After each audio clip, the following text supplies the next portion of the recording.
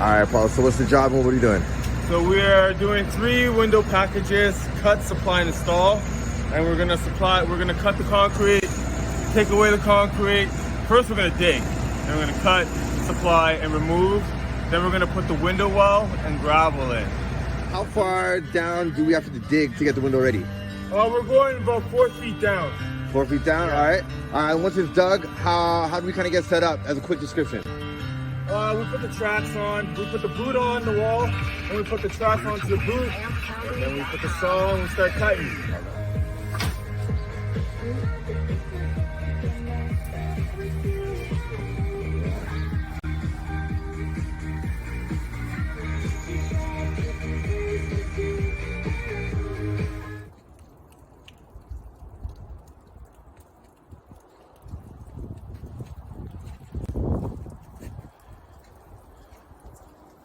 You know how it was made? I was saying my nephew is coming by. My nephew.